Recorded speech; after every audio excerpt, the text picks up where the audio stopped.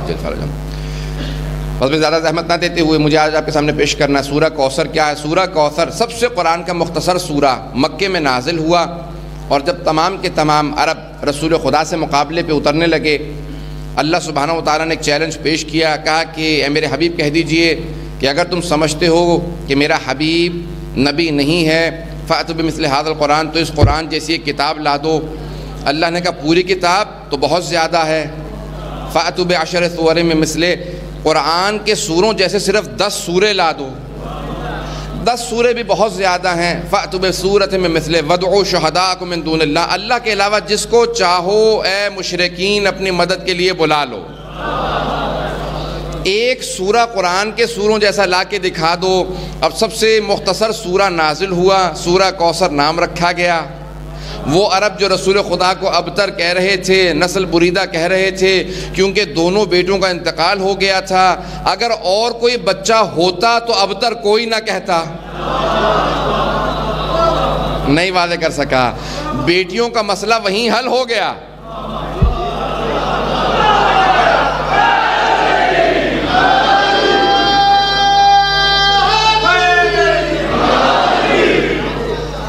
کیونکہ سب نے لکھا ہے کہ دوسری 3 بیٹیاں اعلان رسالت سے پہلے پیدا ہوئی تھی،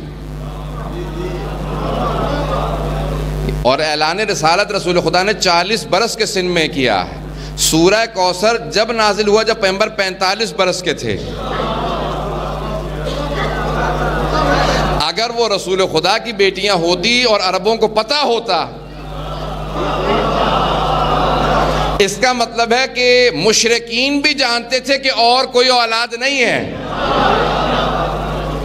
یہ بعد میں نسبت دینے کی کوشش کی گئی ہے کسی کے مقام کو گھٹانے کے لیے۔ نہیں، میں یہاں پہ بڑے احترام کے ساتھ ایک جملے کو پیش کروں گا، ہمیشہ ایک کے مقابلے میں 3 اور لائیں۔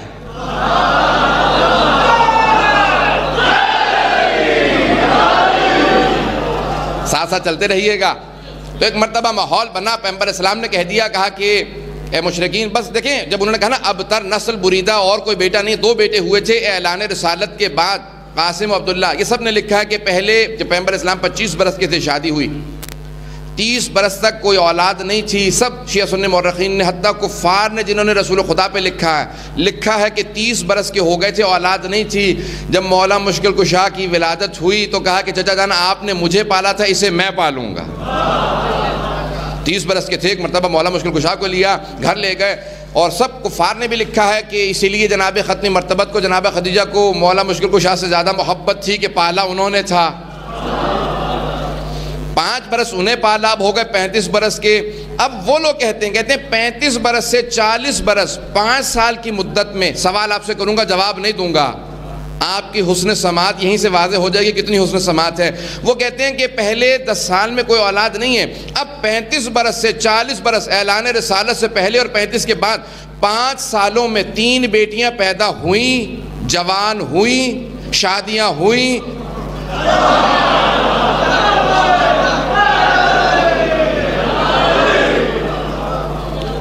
تین بیٹیاں پیدا ہوئیں، جوان ہوئی، شادیاں ہوئی، طلاق ہو کے واپس آئیں۔ اگر ممکن نہ ہو تو میرے لیے انشاءاللہ تعالی وضاحت کی ضرورت نہیں ہے، میں آگے بڑھنا چاہتا ہوں۔ اب 45 برس کے ہوئے، سارے مکے میں بات پھیل گئی، اعلان رسالت ہو چکا اور دعوت ذی العشیرہ ہو چکی، اعلان کھلے عام ہو چکا کہ اب رسول خدا کوئی ہیں، اور انہوں نے اعلان کر دیا قرآن اللہ کا کلام ہے۔ اب بڑے بڑے سورے نازل ہو رہے تھے، ایک سب سے مختصر سا سورہ آیا، اور اس کے اندر جو الفاظ سے وہ کسی اور سورے میں ہیں ہی نہیں۔ میری محنت کو ضائع نہ کیجیے گا، میں جانتا ہوں میں تھوڑا سا تیز چلتا ہوں، لیکن میں رک نہیں پاؤں گا، تیزی میری بڑھتی جائے گی، ساتھ ساتھ آپ بھی چلتے جائیے گا۔ اس سورے کے اندر، سب سے مختصر سورے کے اندر جو آیات نازل ہوئی ہیں، وہ الفاظ کسی اور سورے میں آئے ہی نہیں ہیں۔ انگریزی میں کہتے ہیں یونیک، اردو میں کہتے ہیں منفرد۔ جس بی بی کے لیے یہ سورہ آ رہا تھا، اس کی کوئی مثال ہی نہیں تھی، تو اللہ نے کہا نہ اس فاطمہ جیسا کوئی، نہ سورہ کوثر جیسا۔ اب الفاظ آئے گا، پورے قرآن میں ایک مرتبہ لفظ کوثر آیا، وہ اسی سورہ میں۔ ایک مرتبہ خدا نے اس طرح سے کہا انا اعطیناک، ہم نے آپ کو عطا کیا۔ پروردگارا تو نے قرآن نازل کر دیا، قرآن عطا کر دیا، نہیں کہا، جتلایا نہیں۔ پوری کائنات عطا کر دی، جتلائی نہیں۔ علی جیسا مشکل کشا حبیب خدا کے ہاتھوں میں توریت، زبور، انجیل، قرآن سب سنا رہے ہیں، لیکن اللہ نے جتلایا نہیں۔ نہ جانے کیا عطا کیا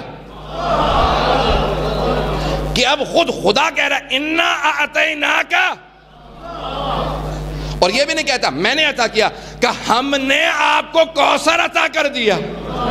اب کوئی ایسی بی بی ہے کہ خدا کو ناز ہے میں نے حبیب کو عطا کیا؟ کوئی ایسی چیز عطا کیا کہ خدا عطا کرنے والا ناز کرے، فخر سے کہے کہ حبیب ہم نے آپ کو عطا کیا۔ اب لفظ کوثر ایک بار انا اعطیناک، یہ پورے قرآن کے اندر کہیں اور نہیں ہے۔ فصلی لربک ونحر، یہ ونحر پورے قرآن میں اور کہیں نہیں، پتہ نہیں ہے ساتھ کہ نہیں ہے۔ انا شانئک ھو الابتر، یہ بھی پورے قرآن میں اور کہیں نہیں ہے۔ بے شک کہ آپ کا دشمن ہی نسل بریدہ ہے۔ کسی ابو لہب نے کہا تھا، سب سے پہلے ابو لہب نے کہا تھا عتبہ شیبہ، بھئی یہ تین ہر جگہ میں کیا کروں اب؟ انہوں نے کہا تھا ابتر، معاذ اللہ اب رسول خدا کو کہہ دیا تھا۔ اب حبیب خدا، رسول خدا، رحمت للعالمین ہے، دل میں بات آئی تھی، خدا سے نہیں کہا تھا۔ جانتے تھے اگر خدا سے شکوہ کروں تو عذاب آ جائے گا، گزشتہ انبیاء چھوٹے نبیوں نے شکوہ کیا تو عذاب آ گئے، یہ سب سے بڑے نبی تھے، کا شکوہ نہیں کروں گا، لیکن خدا دلوں کے بھید جانتا ہے۔ کہا حبیب آپ کے دل میں بات آئی ہے، آپ کو ابتر کہا انا اعطیناک الکوثر، ہم نے آپ کو کوثر عطا کیا۔ کوثر کے معنی کیا، میں ترجمہ نہیں کروں گا، کوثر کے معنی کیا ہے، بس آخری آیت کو دیکھنے کوثر سمجھ میں آ جائے گا، انا شانئک ھو الابتر، بے شک آپ کا دشمن ہی نسل بریدہ ہے۔ یہی ہوا، دو بیٹے تھے، دونوں کو بھیڑیا کھا گیا، وہ دیکھتا رہا جوان بیٹوں کو بھیڑیا کیسے کھا جاتا ہے، کہا یہ وہ بھیڑیا نہیں تھا، یہ اللہ نے بھیجا تھا۔ کہا تو نے میرے نبی کو ابتر کہا۔ بس ایک مرتبہ ایک چھوٹا سا سورہ نازل ہوا، گھر میں آنے والی بی بی نے نہ جانے پیغمبر اسلام کے ہاتھوں میں آغوش میں کس طرح سے کلمہ پڑھا، ایک مرتبہ جملہ کہا اشہد ان لا الہ الا اللہ و ابی۔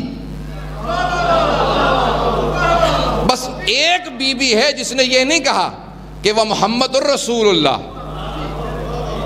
جملہ ضائع کیا آپ نے، کہ وہ ابھی، میں گواہی دیتی ہوں میرے بابا اللہ کے رسول ہیں۔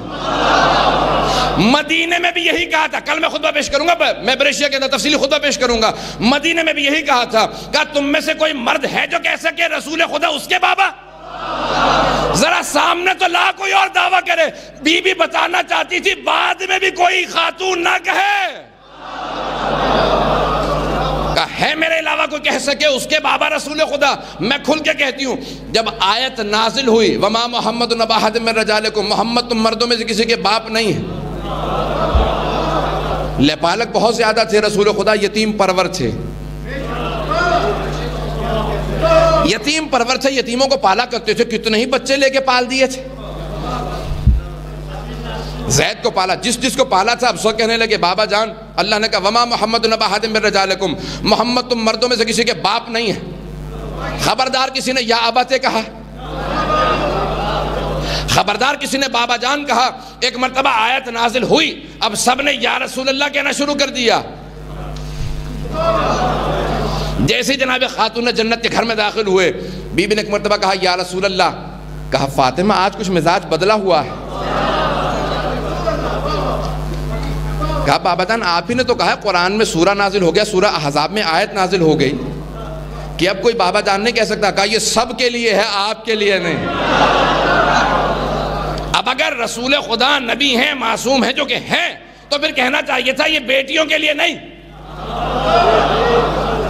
انہوں نے نہیں کہا بیٹیوں کے لیے نہیں، کہا بس آپ مستثنا ہیں، صرف آپ کو ایکسیپشن قرار دیا گیا ہے، آپ استثناء ہیں۔ آپ کہیں گی یا ابتا، آپ کہیں گی بابا جان، نواسے کہیں گے نانا جان، اور اگر نواسے ہوتے وہ بھی کہتے بھی ہم کیوں نہیں نانا کہہ سکتے؟ جملے ضائع ہو رہے ہیں میرے. سارے نواسے کہتے ہیں نانا جان یہ ان کے لیے ان دونوں کے لیے کیوں ہے؟ کل پیش کروں گا تفصیلی میں. اللہ تعالیٰ ایک مرتبہ سورہ کوثر نازل ہوا, بڑا مختصر سا سورہ, دیکھ لیجیے ذرا شان نزول دیکھ لیں, انشاءاللہ بات واضح کروں گا آپ کے سامنے. ایک مرتبہ سورہ, مختصر سا سورہ, رسول خدا نے کہا ذرا لکھو اسے اور خانہ کعبہ میں لٹکا دو. یا رسول خدا سورہ بقرہ, اتنے لمبے سورے موجود تھے, کوئی لمبا سورہ چلا جاتا, وہاں پہ سارے کے سارے عرب پڑھتے دیکھتے کہ اتنا لمبا سورہ کون جواب لکھے گا بیٹھ کے. رسول خدا نے کہا نہیں, سب سے مختصر سورہ کو یا علی اپنے ہاتھ سے لکھیں. کلام معجزہ, ہاتھ معجزہ, زبان معجزہ, بی بی معجزہ, آیتیں معجزہ. اب کون معجزے کا جواب لے کے آئے؟ چلا سورہ یہاں سے خانہ کعبہ کی طرف. ایک مرتبہ چلا سورہ, یہ سارا کا سارا مکہ جمع ہونے لگا. کوئی بڑا مختصر سا سورہ آیا ہے, شعراء کو بلا لو, ادبا کو بلا لو, بڑے بڑے جو مفکر تھے سب کو بلا لو, سب سے مختصر سورہ آیا ہے. اب سب کے سب آ کے بیٹھ گئے, خانہ کعبہ میں سامنے لکھا. اچھا کیوں لٹکایا خانہ کعبہ میں؟ کیونکہ خانہ کعبہ کے اندر 7 معلقات, سب سے بڑے بڑے جو شعراء گزرے تھے ان کے کلام وہاں پہ قصیدے لگے ہوئے تھے, لٹکا رکھے تھے. امراء القیس کا قصیدہ, سب بڑے بڑے شعراء کے قصیدے وہاں پہ تھے کہ ان سے بہتر ابھی تک کسی نے کلام نہیں کہا, جس کی وجہ سے عرب اپنے پہ فخر کرتے تھے ہم عرب ہیں, اور باقی سب عجم ہیں. وہ سارے سورے وہاں پہ لٹکے ہوئے تھے.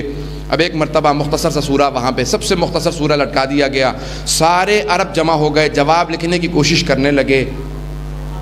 عربوں کے ایک شاعر کا نام تھا شعشع, شین عین شعشع. وہ پورے سال کلام نہیں کرتا تھا, بولتا نہیں تھا, کہیں ایسا نہ ہو میری فصاحت و بلاغت میں حرف آنے لگے, ایسا نہ ہو لوگوں سے بات کروں میرے فصاحت و بلاغت کم ہو جائے. تو کلام نہیں کرتا تھا. سال میں ایک میلہ لگتا تھا جہاں سارے عرب جمع ہو جاتے تھے, وہاں وہ کھڑے ہو کے اپنے قصیدے سناتا تھا. سب کہتے تھے اس سے فصیح و بلیغ کوئی نہیں. ابھی نہج البلاغہ نہیں آئے تھے. میں ساتھ سے چلتے رہیے گا. تو ایک مرتبہ شعشع کے پاس گئے, کہا کہ سورہ کو اتارو. سورہ کو اتارا گیا, اتار کے شعشع کے پاس لے کے گئے. اب وہ بولتا نہیں ہے, ذہنوں میں رکھیں. کہا شعشع, اکثر لوگ وہ جب دوپہر کو باہر نکلتا تھا, شام کو باہر نکلتا تھا سپہر کے وقت چہل قدمی کے لیے, تو شعراء اپنے کلام کو, قصیدوں کو لکھوا کے اس کے پاس لے جاتے تھے, کہتے تھے اسے تصحیح کر دے. وہ قلم اٹھاتا, پڑھتا, بولتا تو تھا نہیں, پڑھتا, کاٹ پھیٹ کر کے کہتا یہ غلط ہے یہ صحیح ہے, قصیدے کو درست کر دیا کرتا, نوک پلک ٹھیک کر دیتا.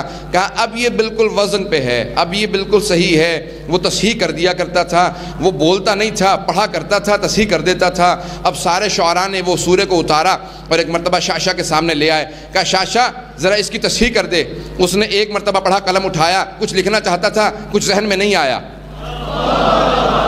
دوسری مرتبہ پڑھا, تیسری مرتبہ پڑھا. جب 3 مرتبہ پڑھ لیا تو ایک مرتبہ وہ شعشع جو بولتا نہیں تھا بول اٹھا, ما ھذا من کلام البشر, یہ بشر کا کلام نہیں ہے.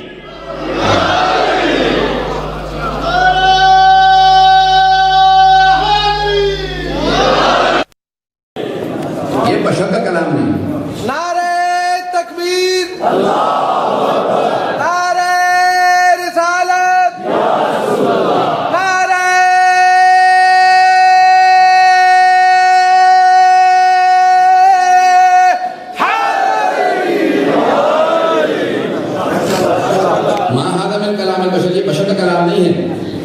امریکہ کا ایک پروفیسر ہے تھامس مکیلوین کے نام سے. میں بڑی کوئی علمی بہت لمبی چوڑی گفتگو نہیں کروں گا. تھامس مکیلوین بہت بڑا پروفیسر ہے ادیان پہ, تقابل ادیان پہ, کمپیریٹو اسٹڈیز میں. اس نے قرآن پڑھنا شروع کیا. پڑھتے پڑھتے اتنا مبہوت ہوا کہ کہا میں جس نے یہ قرآن جمع کیا ہے اس کے دین کو سیکھنا چاہتا ہوں. وہیں سے اسلام کی طرف آیا, اہل بیت کی طرف آیا, اور اس نے اعلان کر دیا میں مسلمان ہونا چاہتا ہوں.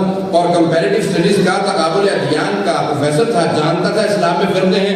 کہا کون سے فرقے میں جاؤ گے؟ کہا اس میں جہاں علی ہے, جہاں پیشوا علی ہو وہاں جاؤں گا. کہا نام بدلنا پڑے گا.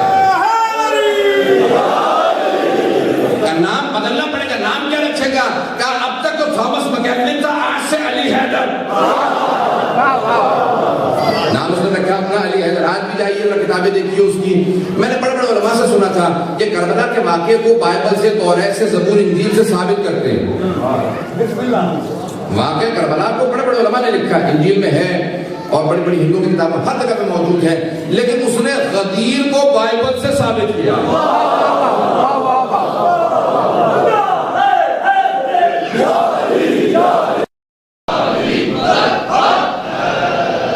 غور فرمایا، اس نے باقاعدہ غدیر کو ثابت کیا. وہ کہتا ہے میں مانتا ہی نہیں ہوں کہ کوئی قرآن کا صحیح ترجمہ کسی بھی زبان میں ہو، اول سے آخر تک پڑھے اور مسلمان نہ ہو ہی نہیں سکتا کہ اول سے آخر تک پڑھے اور مسلمان نہ ہو. اس نے کہا پھر میں یہ بھی نہیں مانتا کوئی نہج البلاغہ کا کچھ حصہ پڑھ لے، پوری نہیں کہ کچھ حصہ پڑھ لے اور شیعہ نہ ہو. یہ ہے ہمارے ائمہ علیہ السلام. حضرات اپنے ذرا کچھ کوشش کیجئے، کبھی تھوڑا سا وقت نکال کے نہج البلاغہ کا چاہے ایک سطر پڑھیں ضرور. ہم کس امام کے ماننے والے ہیں، ہم کس قرآن کے ماننے والے ہیں. ذرا انبیاء کے، ہمارے اپنے قرآن کو، نہج البلاغہ کبھی ہو سکے کم از کم ایک دو سطریں ضرور دیکھ لیا کیجئے. یہ دوسروں کے لیے نہیں، ہمارے لیے.